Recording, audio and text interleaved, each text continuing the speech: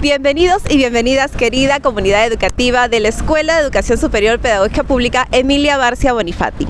El día de hoy estamos en el Ministerio de Educación y hemos venido por algo muy especial. Vamos a realizar una entrevista a alguien que ha sido exalumna de nuestra escuela. Si quieres saber quién es, vamos. Querida comunidad, así como lo habíamos anunciado, estamos el día de hoy aquí en el Ministerio de Educación con alguien muy especial. Bienvenida, estimada directora Emma Rosa Aguirre Fortunic. Muchísimas gracias por este espacio.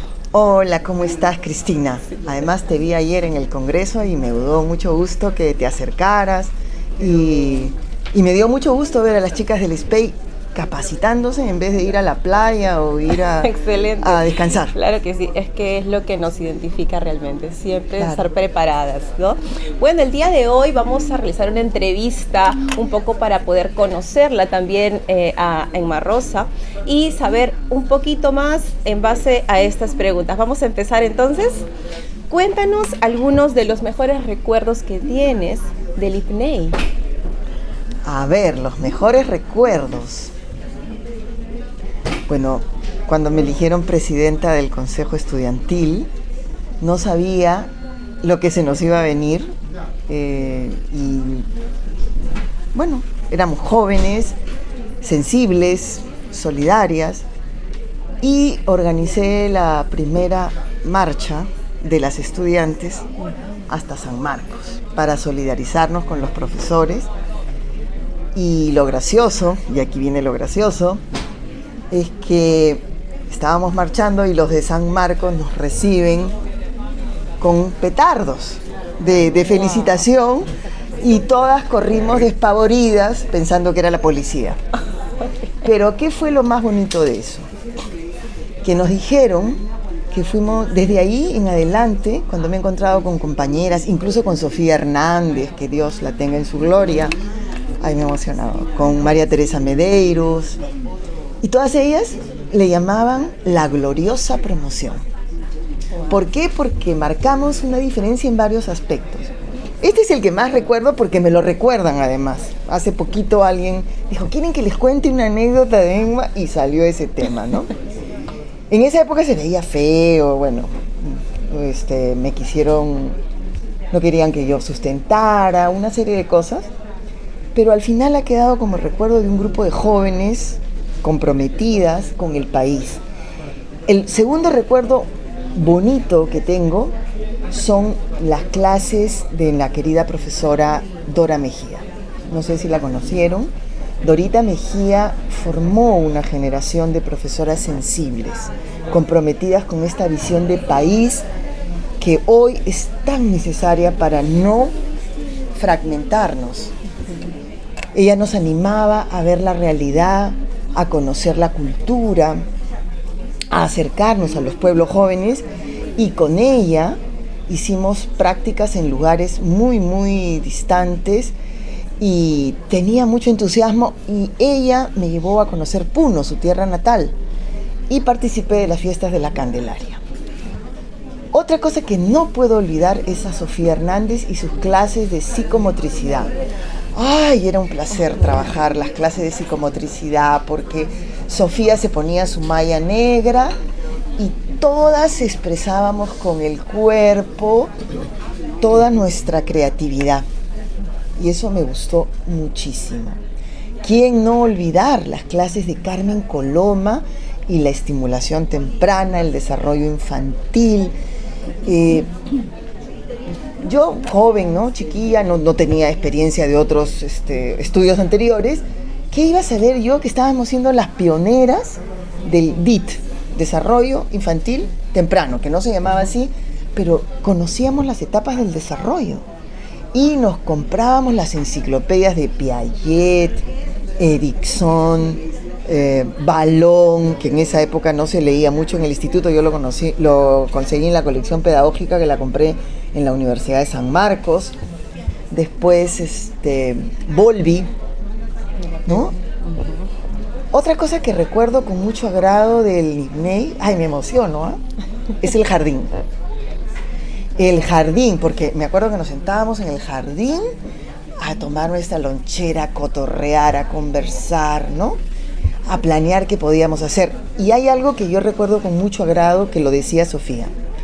Dejamos un teatrín, porque así como fuimos a la marcha, también había que hacer propuesta.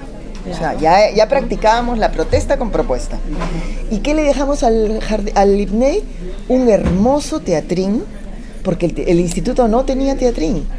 Entonces le dejamos los teatrines. ¿Por qué? Porque todo lo hacíamos con títeres. Y esa fue nuestra gestión.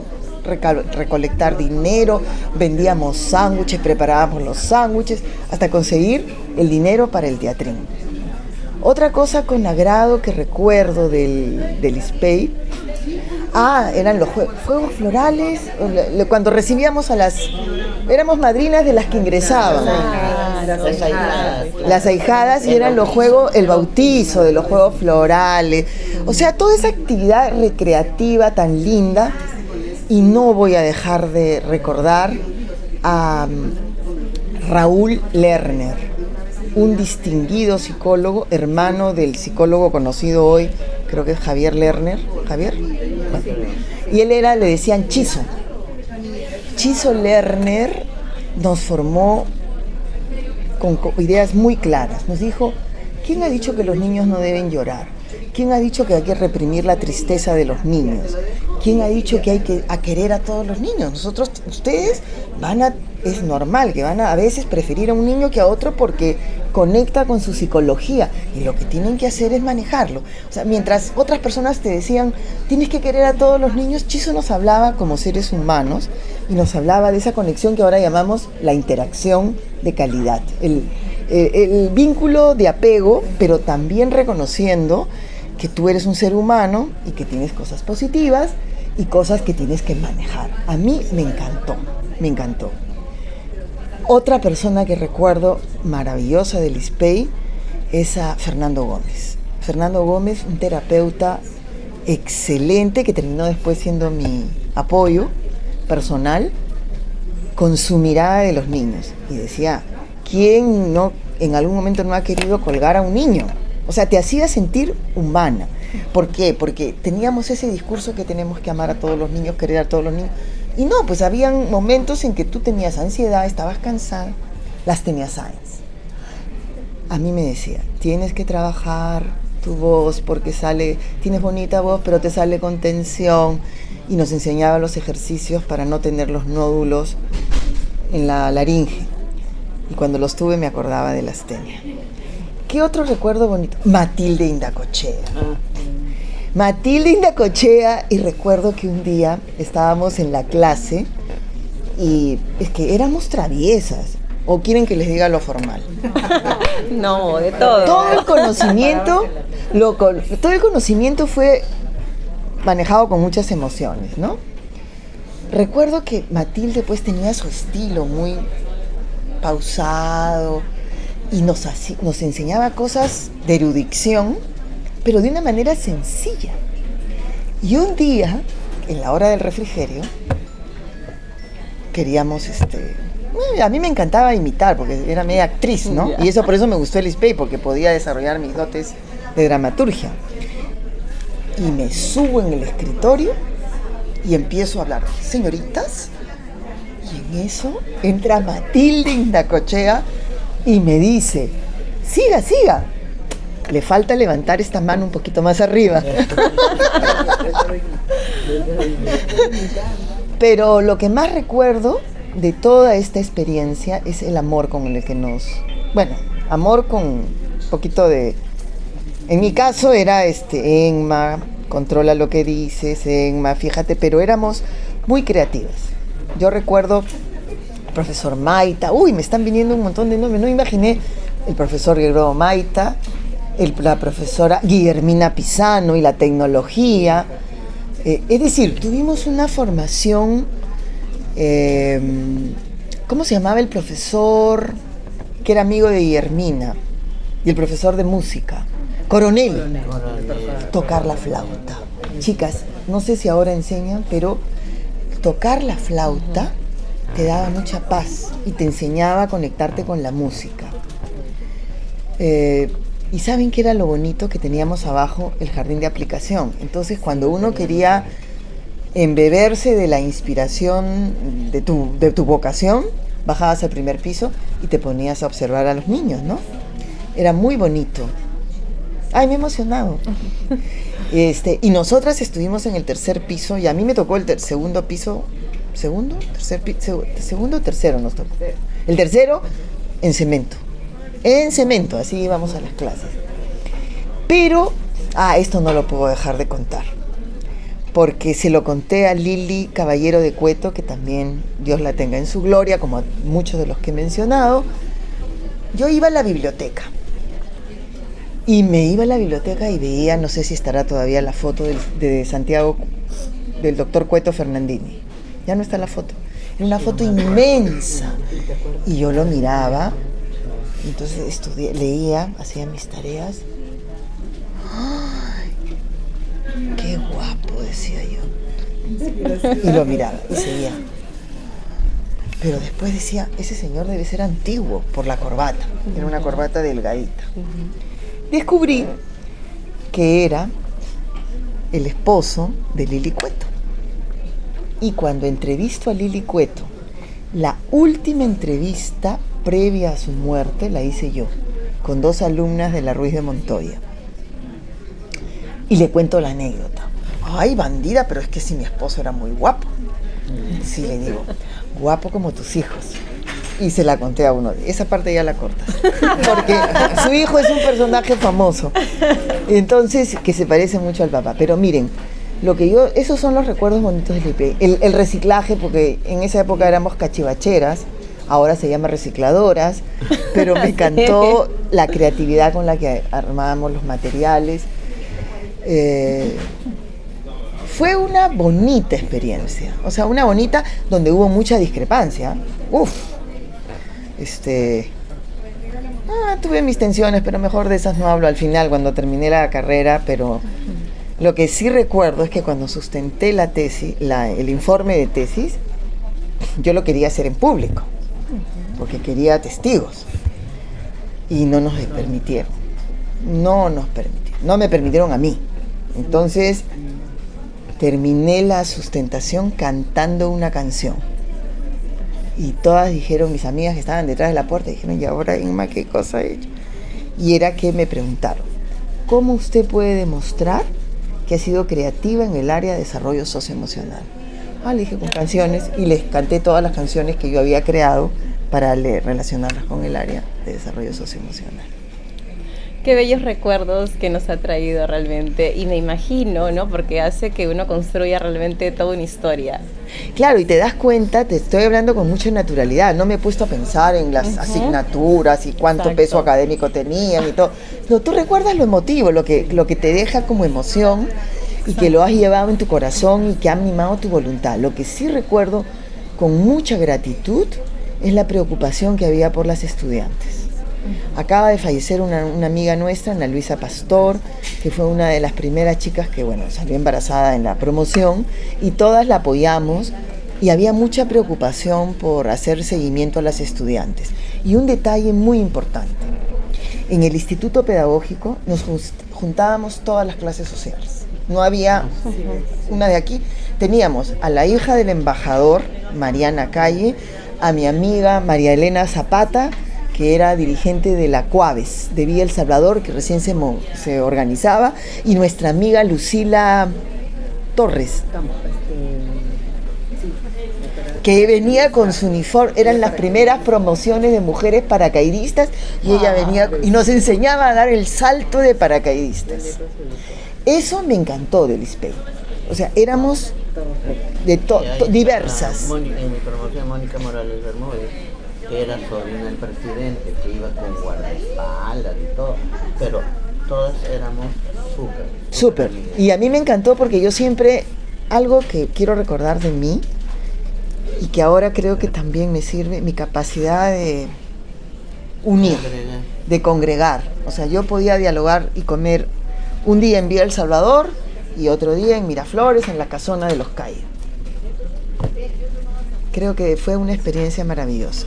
muy bueno. Y estoy segura que todos esos atributos que me está diciendo ahora es por lo que usted está aquí, ahora mismo, y muchas otras cosas más que ha ido logrando con el tiempo. Pero en base a esta experiencia que me cuenta, quiero saber cuál crees que es la mística que tiene nuestra escuela, nuestra alma mater. Todo por amor, nada por fuerza.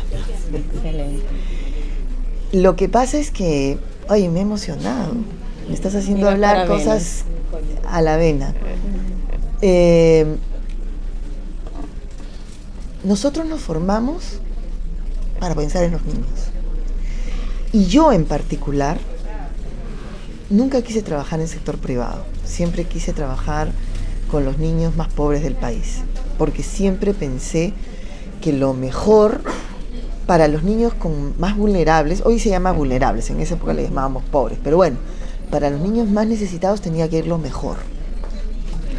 Y por eso, y animada por esta profesora, Dorita Mejía, que me estás escuchando. La queremos mucho, Lucy Zelaya, que es otra alumna exitosa, que espero que también la entrevisten. Siempre la recordamos. Y creo que en el IPNEI la escuela, pero se llamaba IPNEI, nos caló mucho la figura de Emilia. Yo no la conocí, a pesar de que estaba viva cuando yo estudiaba, pero sí escuchaba mucha referencia a ella, ¿no? Y yo decía, todo por amor, nada por fuerza, pero en este país hay diferencias sociales, hay pobreza. Entonces yo decía, ya, el amor hay que llevarlo a los pueblos jóvenes. Entonces nos formaron mucho centrándonos en el niño, en la sensibilidad. Y algo que yo quiero rescatar para la formación superior eran las 5 entrevistas, los 5 pasos previos a ser estudiante. 1, el examen psicotécnico, psicológico. 2, el examen académico. Ya no recuerdo el orden, ¿no? Pero 3, era la entrevista psicológica o el psicotécnico, de actitudes especiales. Bueno. De todo un día era eso. Bueno. El de aptitud artística. A mí me tocó expresión corporal con Sofía Hernández y una canción. El examen de salud, para ver si tenías buena salud, ¿no? Y la entrevista personal. Eran 5 filtros. Hoy los necesitamos. Yo sé que algunos dirán que puede ser, porque también superé esa idea de que hay las pinkies de la escuela superior, ¿no? Y yo he aprendido, por una época eso me incomodaba, pero yo he aprendido en mi experiencia, porque he trabajado en lugares muy duros y he trabajado con gente muy dura, que todo lo que era ternura lo veían como, eso no va a servir a nuestros niños de los pueblos jóvenes. Yo les decía al contrario. Yo, sin saberlo, estaba practicando el apego. ¿Por qué? Porque dábamos ternura, acogíamos al niño. Esta sensibilidad, gracias al instituto, me hizo recoger un chanchito que se cayó al fondo de un pozo séptico, de un silo, donde los niños se ocupaban, y yo tenía que recoger el chanchito con mis manos, porque si el niñito no llevaba el chanchito lavadito a su casa, le iba a caer una tunda.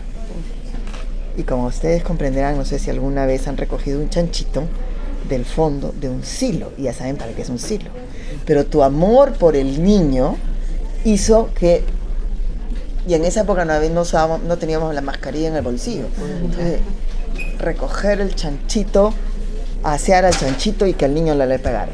Esa es la anécdota que más recuerdo de lo que se representa un niño para ti, ¿no?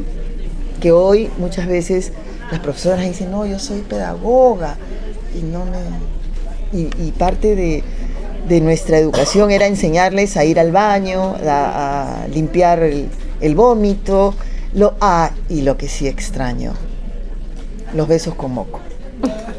Porque el 6 de julio es la época en que los niños le cambia la estación, los niños se enferman, y todo, entonces yo extrañaba el 6 de julio mi beso con moco. Clásico con nuestros niños. Cuéntanos un poco en qué aportó tu formación en ese entonces, IPNEI, para toda la trayectoria profesional que tienes hasta ahora? El desarrollo integral, el manejo de todas las dimensiones. Bueno, ahí hay una cosa que ya lo tuve yo por vocación propia. Yo estudiaba en el instituto en la mañana y cuando no tenía que trabajar, porque yo trabajé desde los 11 años dando clases, me encantaba dar clases, y yo financié mi formación. Bueno, el instituto era gratuito, pero habían gastos, éramos una familia grande, entonces yo dije, no, yo me mantengo, ¿no? Y cuando no tenía trabajo, yo me iba a estudiar a San Marcos, que estaba cerquita. Entonces me iba a clases de sociología, de literatura, me encantaba leer, me iba a las charlas. Entonces yo por la mañana estudiaba, digamos, toda la parte técnico-pedagógica. Desarrollaba mis capacidades, mis habilidades blandas, todas mis habilidades artísticas, esa dimensión integral. Pero eso que me faltaba más sociológico, de literatura, me iba a San Marcos o me reunía con grupos de estudio y leía otras cosas. Entonces eso me permitió tener una formación más completa, que me imagino que ahora la van a tener mucho más completa, porque me interesaba mucho el tema de la realidad nacional y me parecía que eso nos faltaba un poquito, nos faltaba más de ese tema. Y bueno, estaba Dorita Mejía y eso me permitió una formación completa, creo, ¿no? Y esta sensibilidad es la que tengo ahora para trabajar justamente y decirle a la gente lo importante que es la dimensión de lo socioemocional. Eso trabajamos mucho en el SPEI, que hoy se valora, pero en esa época se decía, ay, conejitos rosados, ¿no? Porque nosotros hablábamos del juego y el gran valor que me dio el SPEI fue valorar esta dimensión y llevar el juego a personas duras. Porque una cosa es jugar entre colegas, pero otra cosa es hacer jugar a los de secundaria. Es hacer jugar a un grupo de catedráticos de la Villarreal. Es hacer jugar a un grupo de congresistas. Es hacer jugar, en alguna oportunidad hubo un gran evento donde venían delegaciones de todo el país. Corrientes pedagógicas, pero no nos vamos a desdecir. Exacto. El reto es cómo le dices a un catedrático, no voy a decir su nombre, pero había un famoso cantante que era de la Villarreal. Y yo les di un curso de diversificación curricular allá en el año 99. Y él me preguntaba, ¿cuál es su profesión? Al final se lo voy a decir. ¿Y cuál es su profesión? Al final se lo voy a decir. Y termina el taller y dice, por favor, ¿me puede decir cuál es su profesión? Todos habían calificado el curso de bueno y muy bueno. ¿Ya? Tenías la opción de ponerle regular y malo, malísimo. Ahí estaba Marilena Dávila, fue la que me llevó, que es ahora socia de OMEP y es catedrática de la Villarreal. Y cuando digo, profesora de educación inicial, el señor se paró y se retiró. Se sintió ofendido. ¿Por qué? Porque hay ese... Miren, yo siempre digo que las profesoras de inicial del SPEI, y gracias a Emilia Barcia Bonifati, a Sofía, María Teresa Medeiros y toda esa cónclave de grandes maestras, nos formaron en el siglo XX con paradigmas del siglo XXI para una escuela que todavía estaba en el siglo XIX. Ese ha sido nuestro gran trauma.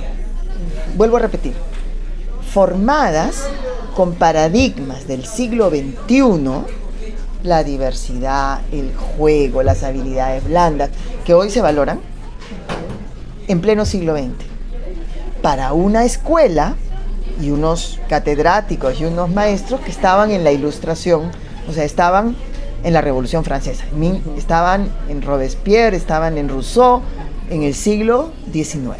Ese ha sido nuestro problema. Entonces, cuando uno va estudiando, se da cuenta que te formaste, eras una generación de vanguardia. Y a las vanguardias les pasa eso, que son incomprendidas. Pero para que las vanguardias puedan avanzar, necesitan argumentar. Y ahí encontré un poquito nuestra debilidad. Nosotros argumentábamos mucho lo psicopedagógico, lo didáctico, pero nos faltaban elementos de la sociología para explicar el cambio que había vivido la escuela, los paradigmas de la escuela. Y esto lo encuentras cuando estudias reformas educativas, cuando estudias sociología, esa parte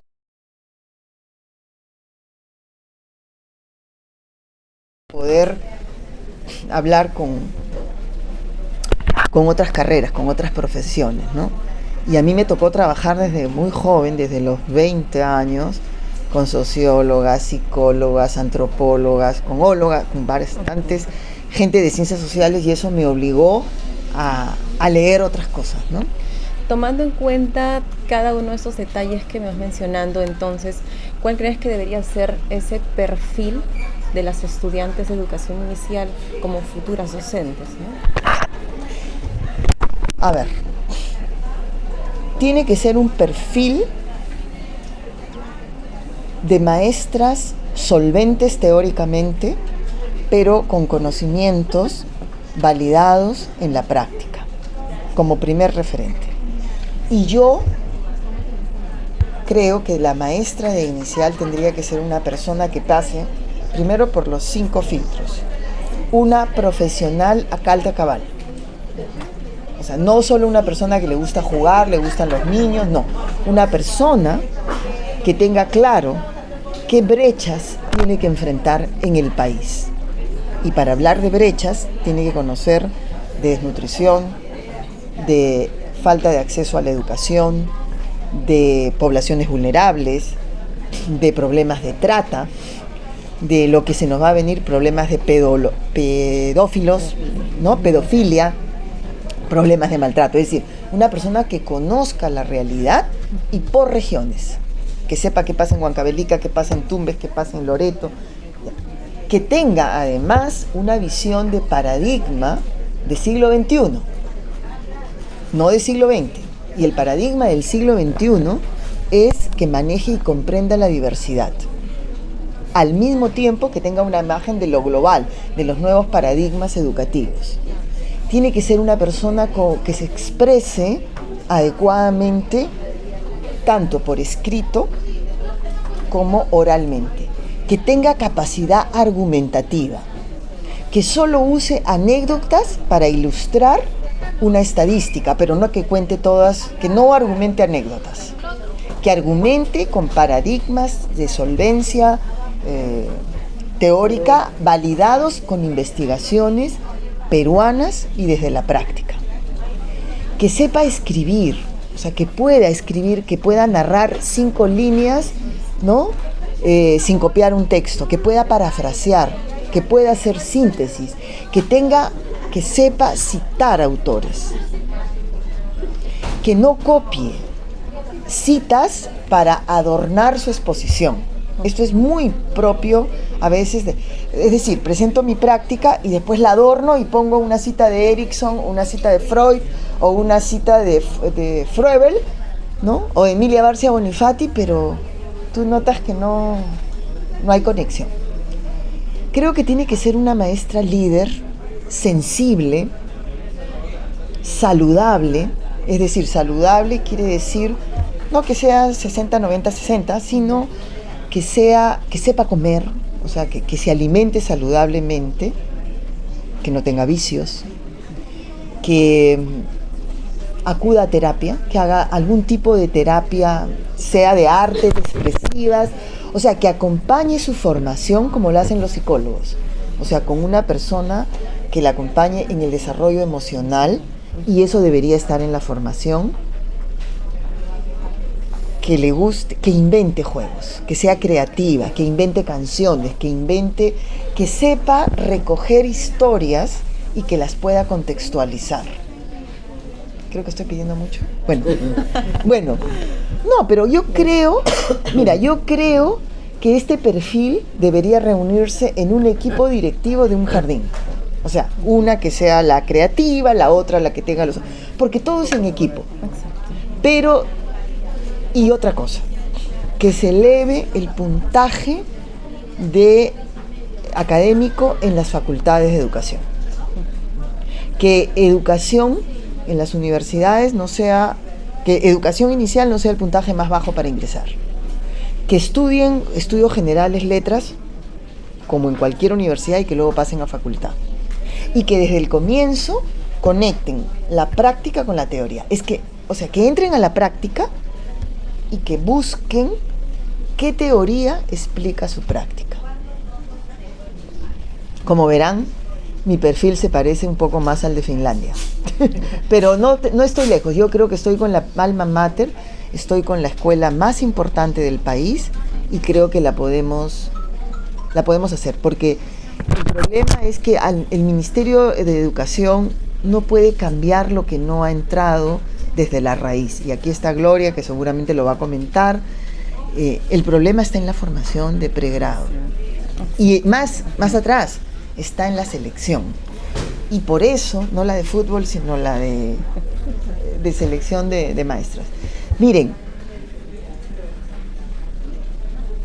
si ustedes hacen ese esfuerzo de seleccionar bien al personal y que no sean las resignadas que porque no entraron a otra carrera entran a inicial, ¿no? O porque van a cuidar bien, o porque van a ser buenas amas de casa, ¿no? Sí tenemos que hacer un trabajo, el ministerio, con todos los institutos, y eso lo he estado conversando con Dani Briceño, la directora del Monterrico. Tenemos que elevar la imagen de las profesoras de educación inicial. No somos las animadoras de fiestas, no somos las buenas madres, no somos las cuidadoras, porque en la pandemia, yo sí lo tengo clarísimo, en la pandemia ha quedado muy claro que para los padres es el cuidado, para muchos es el cuidado. Y lo educativo. ¿Te acuerdas que, no sé, en la época de tu gestión anterior, se crearon los CRI con Miriam también, que era el grupo de universidades, y no me acuerdo si era con institutos pedagógicos también, que estaban cercanos y que se reunían con la gente del Ministerio de Educación, porque los maestros que nosotros como ministerio queremos, lo forma en la universidad. Así es. Y entonces hay que conversar, hay que ver qué perfiles que debería haber. Y eso se perdió. Se hicieron, sí. Bueno, y eso de repente sí. se podría retomar. Justamente he hablado, miren, yo no sé si esto ya salga editado o no, ustedes ven, pero van a tener que cortar. Yo estoy aprovechando para decirles todo porque no sé si voy a tener otra oportunidad para conversar con ustedes. Es mi primera entrevista como directora, pero las ideas son las mismas que he venido diciendo para diferentes estudios. Por eso me estoy explayando. Si fueran periodistas, diría 1, 2, 3, ¿no?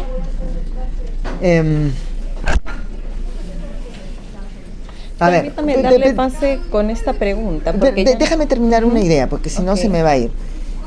Se me fue. La imagen de la maestra de educación inicial tiene que elevarse.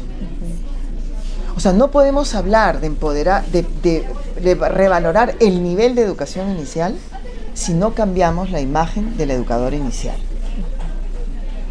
Y la educadora inicial, cuando se empodere, porque yo creo en el empoderamiento y tiene 5 elementos que ahora se los voy a decir, cuando la maestra inicial se empodere, ya no la van a ver como la segunda madre, sino la van a ver como la profesional de la mejor inversión del país, la primera etapa.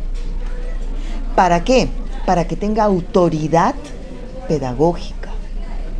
Ayer he estado con esas 30 profesoras y si les cuento las anécdotas de lo que ellas relataban, de cómo cualquier persona de cualquier profesión viene a ponerle la agenda, a decirle lo que tiene que enseñar. Venía una persona de una UGEL a decirle: los niños no pueden jugar todos los días porque pierden tiempo. O sea, todavía tenemos que posicionar el tema del juego pero dando argumentos. No decir los niños tienen que jugar porque es vital. No, ¿por qué los niños tienen que jugar? ¿Qué pasa en su cerebro cuando los niños juegan? ¿Qué se activa tanto de sustancias químicas como de funciones? ¿Qué pasa con las neuronas cuando el niño juega? ¿Qué pasa con la función simbólica? Pero eso lo tiene que tener una maestra sin leer el guión y como argumento. Ustedes tienen que hacer media training. Elijan a sus estudiantes voceras y traigan un comunicador que las entrene a dar Spots, preparen esos spots. No preparen sus spots así improvisadamente, no. Busquen un comunicador que les ubique cuáles son los temas que tienen que levantar. Y el tema de la edad, justamente lo tenemos por eso. Porque no sabemos, y lo digo en confianza, no sabemos argumentar el tema de la edad. Miren, yo trabajé arduamente, no estaba en el ministerio, nadie me pagó por eso, pero formé el grupo, del grupo impulsor en ese momento, de los colectivos de educación inicial, y en una oportunidad visité una UGEL y de 72 directoras, solo 2 pudieron argumentar bien por qué no se podía adelantar la edad. Las 70 restantes decían es que la norma lo dice. Entonces, no, yo lo asumo como parte corresponsable, porque yo nunca digo eso es problema de ellas, o no digo eso es problema de formación del ISPE, yo me siento parte de la solución. Jamás descalifico. O sea, yo critico, no descalifico. Entonces, en este momento, lo que tenemos que hacer es trabajar una gran campaña de por qué no se puede adelantar la edad de matrícula. Y por qué nosotros brindamos educación con cuidado. ¿Por qué? Porque la pandemia nos dijo claramente, los padres querían cuidado. Muchos de ellos no tenían idea de qué cosa era el servicio educativo. Y bueno, sobre eso podríamos ir. Paso a tu siguiente pregunta. Está bien, ya nos has narrado un poco qué es lo que necesitamos realmente para poder sustentar esas bases, ¿no? Y también las competencias de una maestra como un perfil. Entonces, en base a todo ello, ¿qué sugerencia le darías a nuestra comunidad educativa, a nuestra institución tan prestigiosa que es, para que pueda asumir ese compromiso en cuanto a la formación de las estudiantes? Que estudien su práctica. Estudiar la práctica, que es práctica de todo tipo. Estudiar la práctica de cómo enseñan sus profesores. Estudiar la práctica de cómo ellas hacen sus prácticas. Estudiar cómo estudian. Estudiar cómo leen. Estudiar cómo resumen. ¿Qué cosa quiero resumir con estudiar? Analizar. Primero, registrar. Primero, reconstruir. O sea, tú no puedes estudiar algo si no has reconstruido en línea de tiempo lo que tú misma has hecho. ¿De acuerdo? Porque si no te inventas. O te acuerdas de anécdotas, episodios sueltos. Reconstruir, primer paso. Segundo, analizar. O sea, ¿qué pasó aquí? ¿Qué pasó aquí? ¿Qué pasó aquí? O sea, extraer las ideas fuerza de lo que ocurre en cada momento. Tercero, reflexionar. ¿Qué me propuse? ¿Qué logré? Sustentar. ¿Por qué lo hice? ¿En qué me basé? ¿Qué teoría estuvo detrás de mí? ¿O qué prejuicio estuvo detrás de mí? ¿Por qué lo hice? ¿En qué me basé? Luego, sintetizar. ¿Qué resumo de todo este proceso? ¿Qué aprendo? En realidad son 6 pasos. Bien, entonces, ¿qué consejo les darías a estas estudiantes que estamos en las aulas, que ahora con la institución y con todos los cambios que hemos tenido, ya no somos un instituto, somos ahora una escuela? Entonces, nuestra profesión se va formalizando un poco más, pero ¿qué consejo nos darías a cada una de nosotras para realmente, como nos has dicho, elevar ese estatus como unas docentes de educación en sí?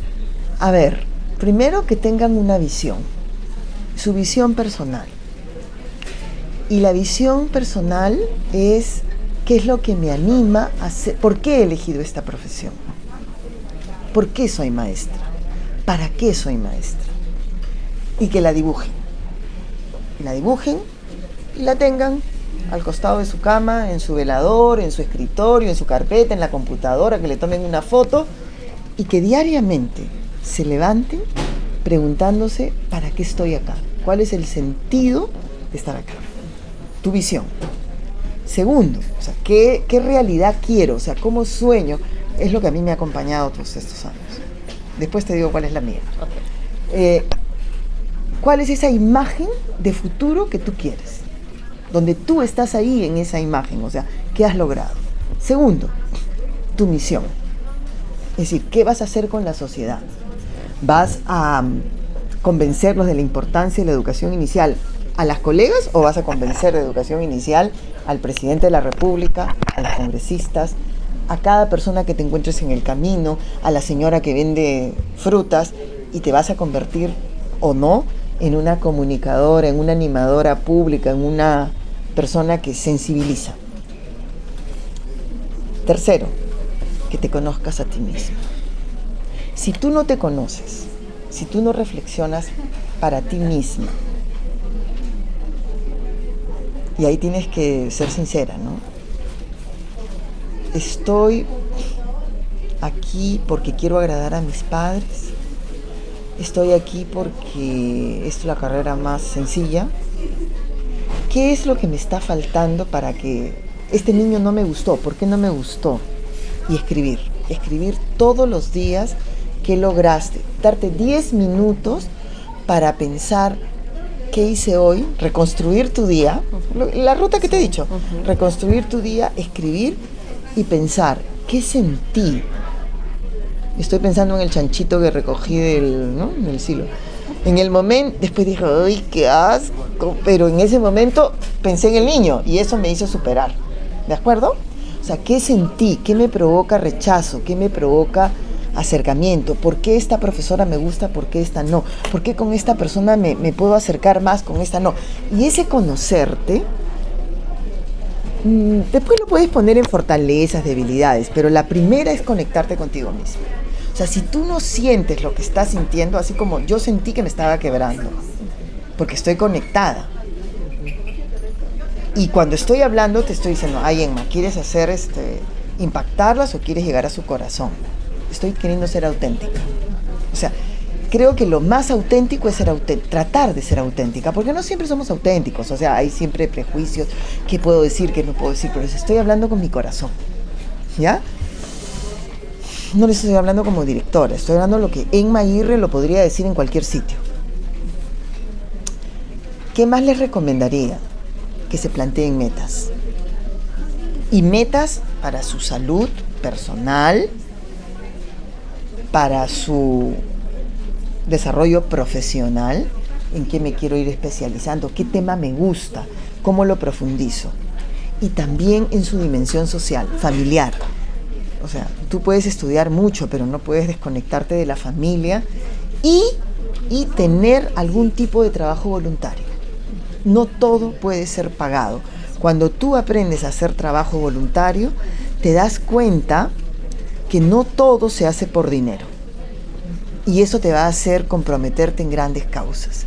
Necesitamos maestras de inicial activistas, pero no tantas maestras de inicial que trabajan en la mañana, que trabajan en la tarde, que se cacholean en la noche. Entonces ya no les queda tiempo para el voluntariado. El voluntariado te enseña a ser agradecido. El voluntariado te enseña a valorar cada pequeño sol. Y yo les digo, eso es lo que yo he experimentado con el Grupo Impulsor de la Educación Inicial y bueno, con mis prácticas sociales que vas a ayudar a los niños de acá, pero en el último periodo el trabajo voluntario ha estado en el Grupo Impulsor de la Educación Inicial porque ha sido totalmente impago y hemos logrado cosas que probablemente serían consultorías en cualquier institución. ¿Qué les deseo a las chicas? Que sean felices, que disfruten de lo que hacen. Yo tengo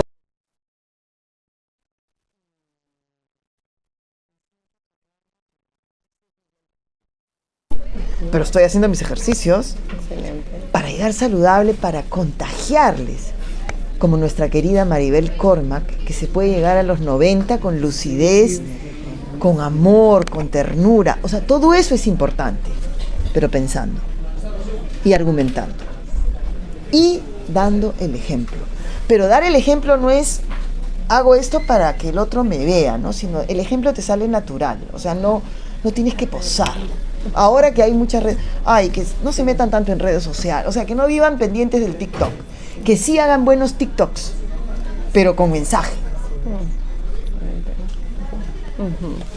Bien. Que visiten todo el país, Sí. que viajen. Les da una sugerencia, que es la que es mi práctica.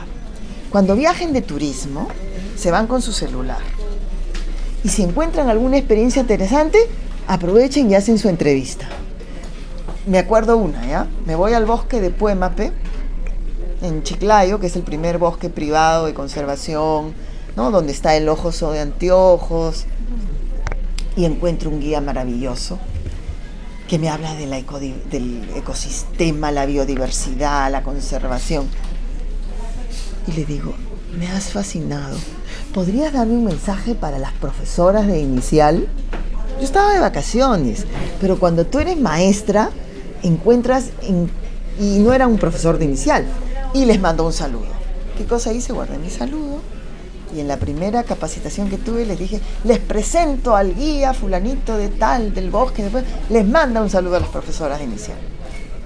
No, tengo mucha vocación de comunicación, como te darás. Definitivamente. Hagan TikToks, muestren sus prácticas, empodérense. Los 5 secretos del empoderamiento. Conócete a ti misma, pero primero conoce tus fortalezas y tus desafíos, lo que tienes que mejorar. Ponlas en valor, es decir,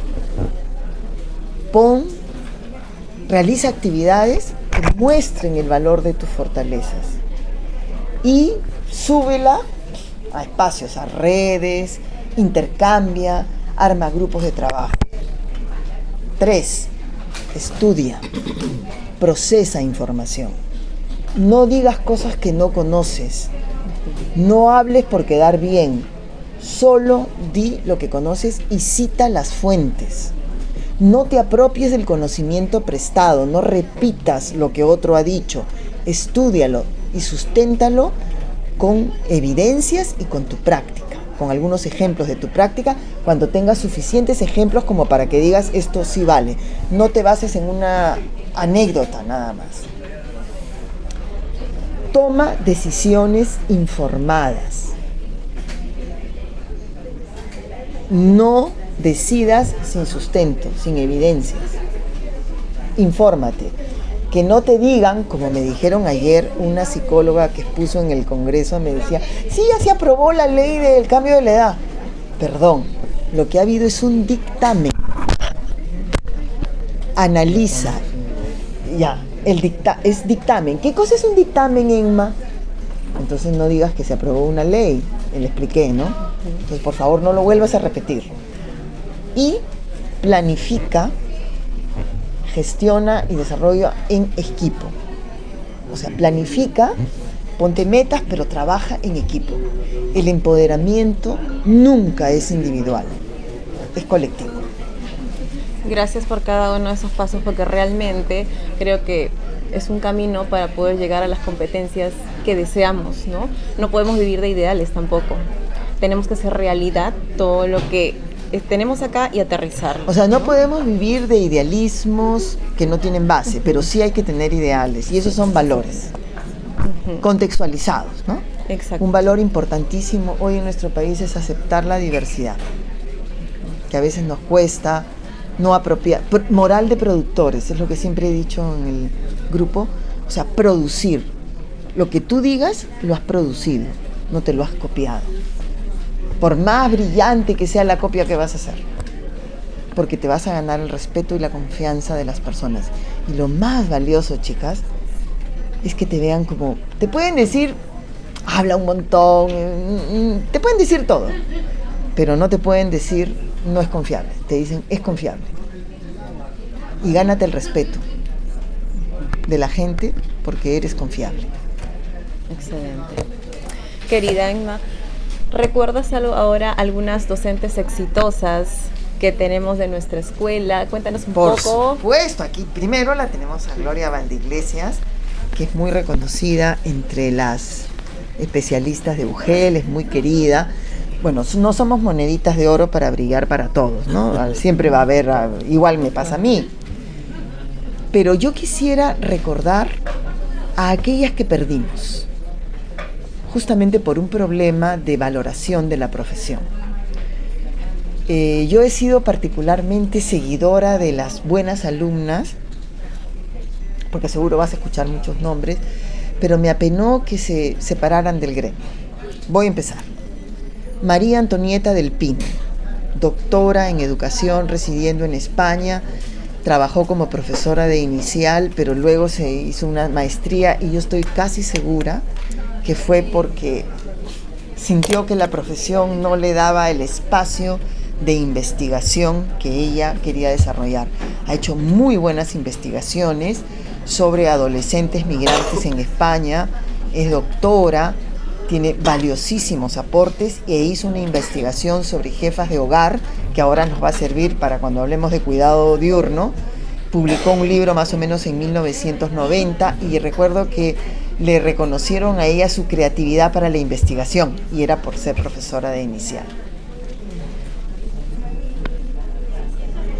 Luisa María Pérez Palacio, una persona muy comprometida, muy sensible, pero bueno, dejó el país por el amor, se fue a vivir a otro país y dejó la profesión. Alejandra Rosell. Alejandra Rosell fue una de las mejores alumnas de la profesión, de la promoción 77. Nosotros terminamos 79, 78. Alejandra Rosell hizo un trabajo de metodología sobre método por descubrimiento y método dirigido con el profesor Palomino, el famoso de las tecnologías educativas, y también dejó la profesión porque se metió a la investigación. ¿Por qué? Porque la profesión en ese momento estaba concebida como solo profesoras de aula. El INIDE se derrumbó, o sea, se agotó el INIDE y no dio cabida a esas personas que hubieran podido ser ahora ilustres maestras. No voy a decir los nombres que ya conocemos, Maribel Corbac, Elena Valdivieso, ¿no? Las conocidas. Otra persona que para mí es exitosa es Beatriz Vergara. ¿Por qué Beatriz Vergara? Ahí se me hace un nudito en la garganta. Porque Beatriz Vergara trabajó hasta el último en su aula, en lo que es con niños pequeños, trabajó en cuna, en jardín, y hoy dirige exitosamente el voluntariado del Hospital del Niño. Hace más de 15 años, 20 años que dirige el voluntariado con un amor que yo sé que le viene y una disciplina que aprendida en nuestra alma mater. Otra, para mí, exitosa maestra es Mariana Calle.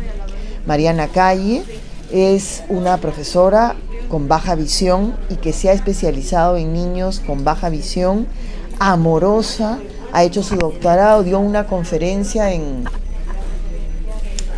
Filipinas, me parece, o en Tailandia, ha escrito un libro sobre experiencias exitosas con niños con baja visión. En innumerables oportunidades yo he querido que ella esté aquí, pero bueno, no sé por qué, pero ella debería estar dirigiendo las prácticas y políticas de educación especial. Creo que el Perú ganaría con ella en esas experiencias. María Isabel Díaz, en matemáticas, discípula del profesor que falleció. María Isabel yo la he visto cómo explica de una manera tan didáctica las competencias.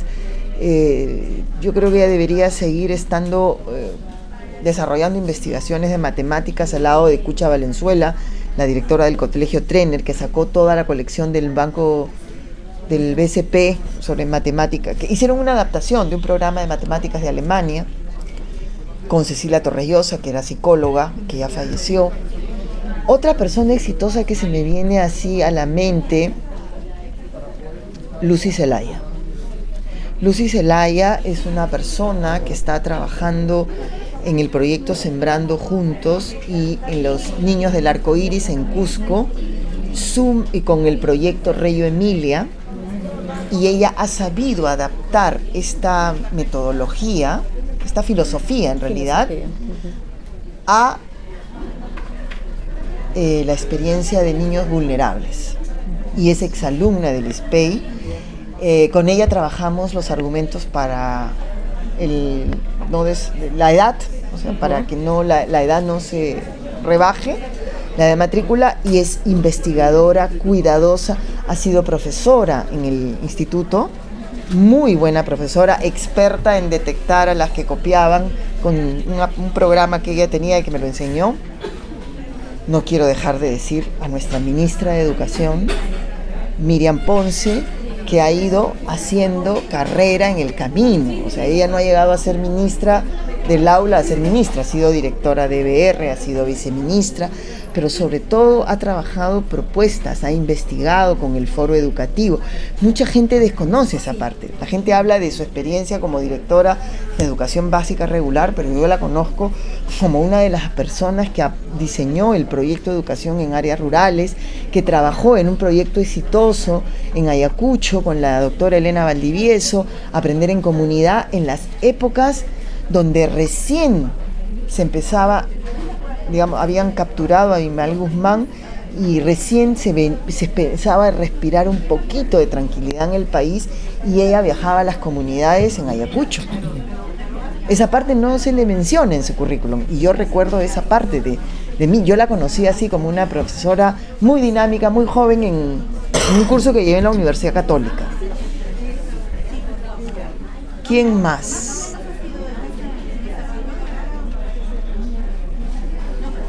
Educadoras iniciales. Bueno, esas son las que conozco y que se van a... lo que tenemos que hacer es atraerlas. O sea, tú no eres educador inicial solo cuando estás en el aula. Puedes estar en la investigación, en el trabajo en comunidad, en el trabajo... Estamos hablando de egresadas del ISPEI, ¿no? Bueno, nuestra ministra es de formación universitaria de la Católica, porque conozco otras, pero que no son del ISPEI. ¿Quién más? Exitosa. Bueno, esas son las que tengo. Yo sé que hay muchas más, ¿no? Pero claro que sí. Yo no hablo de lo que no conozco. Yo las conozco y puedo dar fe de su compromiso. Todas ya han pasado los 60 años y siguen trabajando comprometidas con esta visión de calidad de la educación con equidad. Gracias por darnos esos referentes, porque eso también nos permite a nosotras como estudiantes, como futuras docentes, tener justamente esos detalles a los que podemos nosotras alcanzar y potenciar con las fortalezas que ya poseemos, como bien ya nos los has dicho antes, ¿no? Ahora me gustaría hacer un ping-pong de unas palabras. Yo te voy a ir mencionando una palabra y tú con una palabra específica o una frase corta me vas a decir lo que significa para ti. A ver, Ibnei. Alegría, formación, travesura. Educación. Pasión, transformación, Nuevo Perú. Niños. Ternura, compromiso, vínculo, afecto. Aprendizaje. Transformación, compromiso, decisión. Emilia. Heroína. Heroína, guerrera, convincente. Bien. Gracias por todo. Te voy a dar dos que yo uso. Dale. Quiero terminar el día cansada, pero contenta. Es mi lema desde el anterior periodo en el que estuve en la dirección. Y vengo a servir a los niños y no a servirme de ellos. Quieres terminar cansada, pero contenta. Quieres servir a los niños y no servirme de y no ellos. servirme de ellos. Apuntemos ahí, ¿eh? Ahora, para finalizar esta entrevista, te agradecemos tanto realmente este espacio que nos has dado. Era lo que buscábamos realmente aquí. Quiero que podamos despedirnos con esa mística porque me dijiste la frase, nuestra frase, y al unísono vamos a decirlo aquí a la cámara, ¿no? A la una, a las tres. Todo por amor, nada por fuerza. Un aplauso fuerte, por favor. Gracias a ustedes, chicos. Muchísimas gracias. Hasta luego, amigos. Me has emocionado.